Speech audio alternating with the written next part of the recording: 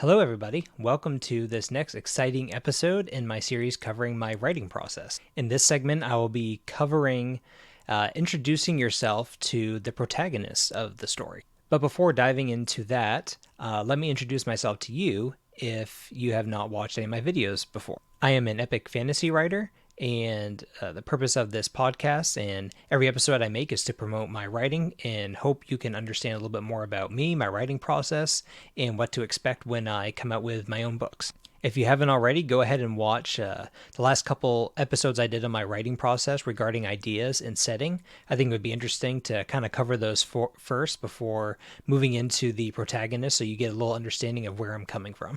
As another reminder getting into this, world building is also very important to me, and I know it is important when thinking about what to make, how to make your book, whether it's the setting, the plot, the characters, and everything else involved. World building can have a very special place in all of that. I'm going to try to focus, though, on just the character aspect of it. I get that someone might want to develop a character that will stretch across multiple books or different universes. I understand all that. I'm just trying to focus on the actual character in this one because I can get down on a lot of rabbit trails when it comes to world building. Now, let's define the protagonist. The protagonist can be thought of as the main character or characters in a story. Now, in some of my writings and some other writings too, the antagonist can also be somewhat of a protagonist. Okay, so the waters can get a little muddy there, depending on how you want to see the main character and is there an actual good versus evil. So maybe the protagonist can be thought of as maybe not just the main character, but the hero of the story. But in that situation, it could be that the hero ends up making awful decisions and maybe even becomes the anti-hero. As you can see, it's not just as simple as defining what a protagonist is. For simplicity's sake, we'll just define the protagonist as what you want your main character of the story to be, or for my sake, what I want my main characters to be. The first question I guess that should be asked, now that we have somewhat defined what a protagonist is how do I come up with the initial development or selection for the protagonist for my books? I generally think of the protagonists, at least the one or two of them, depending on how many there are, quite quickly. I think that's because I'm constantly thinking just during the day about different fun characters that I think would be interesting to put into a story. So even before I am putting, I was going to say pen to paper, but who does that anymore?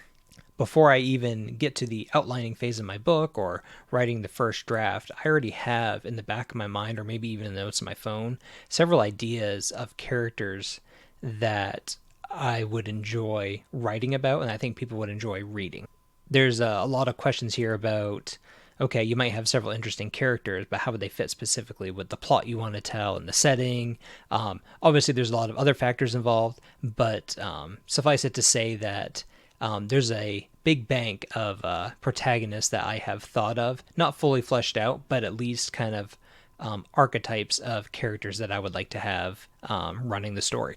The best way that I have found for me personally, picking the protagonist that I want for a specific story is to introduce them to myself. Let me explain. It's one thing to see how your protagonists will interact with each other and with other elements of the story, but it's something entirely different, I think, in the early stages to see how you would react and, I guess, interact with one of your protagonists if they were actually real or if you were real in their world and can have a conversation with them. So what I do in my mind is I will act out a conversation with a potential protagonist for my story. There's a lot of things that can't be fully fleshed out just by having these initial mind conversations with your protagonist. A lot of times, even though I like to have the plot of my stories very structured. I don't like to see them drift and go in certain ways. I like to know what I'm getting into before I write my story. But for characters, that's a completely different story with their character arcs. And even sometimes I can get a little loose with how they might change the main plot of the story as I'm writing. So even though the characters can become malleable because they are in my writing real people in the fantastic world.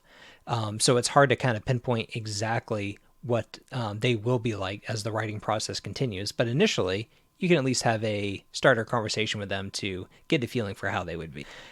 For example, let's say I envision maybe an older gentleman, say in his 60s or something, that is takes on the role of some sort of a priest-like figure. Maybe he oversees the dealings of a local church in a village that my story takes place. I can picture sitting down with this old man, and maybe he seems very kind and genuine. And as I talk with him, maybe telling him about my day or just striking up simple conversation, I can see him looking at me very attentively. He's not interrupting. He's just looking at me, not in a weird way, not in a weird way trying to figure out what's this guy doing, but in a real concerned way that he genuinely wants to know what I'm saying and know how I feel.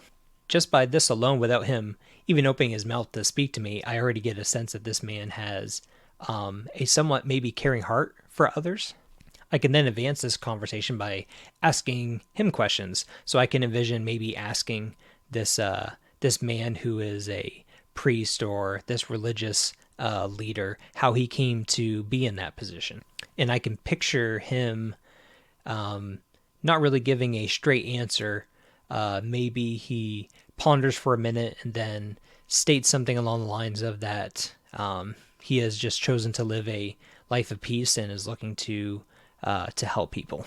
So we are only into this a little ways, and I can already start to see a little bit of maybe potential history in this back character. It could be that maybe he had some sort of trauma or maybe a violent thing happen in his past that made him kind of walk this way and live a life of wanting to help people and show concern for people. And again, with characters, I like to let their backstory kind of develop over time and figure that out. So I don't have to pinpoint specifically what brought him to this stage in mind, as long as I come up with some type of general history for this character where, okay, this this gentleman, went through some stuff in life that brought him here. Even though he hasn't told me that, I'm obviously the creator here. I can have fun with it. So I can envision him getting to this point in life in a rough sort of way. That brings a lot of elements to a possible story arc. Was he himself possibly a violent man in the past? If he was, or even if he wasn't, what would it take for him to resort to violence in the future? Is there a situation that I could put this character through the fire and push him to his limits? And would he break? Would he resort to violence for some way or show uncharacteristic anger possibly? Or would he remain his peaceful self? And now that I have some sort of structure to this potential protagonist, there's a lot I can do with him. This is someone that I could store in the bank vault and pick him at some point, whether it's for a main protagonist, whether it is for a side character, or possibly even an antagonist down the road. That was a very simplified version, but that's kind of how I walk through getting to know my protagonist and selecting the right ones for a story. I like to picture having a dialogue with them and seeing just the kind of person I guess they would be in my story. And that helps a lot with getting the ball rolling on the plot, because I can already picture how real they would be interacting with me if I were in their world or if they were in mine. And that goes a long way. I will have plenty of episodes in the future going more into just character development with your antagonist, selecting side characters, maybe something in between where you have very prominent side characters. So there'll be plenty of episodes coming up on that. But at least for this episode, I wanted to just give a basic structure to forming an idea of what you want for an initial protagonist in the story. And you may think that I just go around all day talking to imaginary people in my mind. that I create on my own and that I want to continue working on while I write my books. And you may be partially right. And I am okay with that. That brings us to the end of this episode. Thank you so much for watching. I really appreciate you sticking through this whole entire video.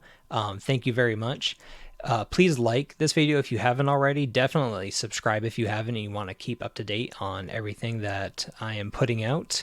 Drop a comment as well if there's a discussion you want to bring about. If you disagree with something that I've said, if you want to point out how crazy I am, you can do that as well. Feel free to discuss anything you want. If you want to have a more private discussion, maybe you don't want to put your thoughts out there, that's fine. I have a contact form on my website. Feel free to go there, reach out to me, and we can have a discussion about whatever you want to talk about.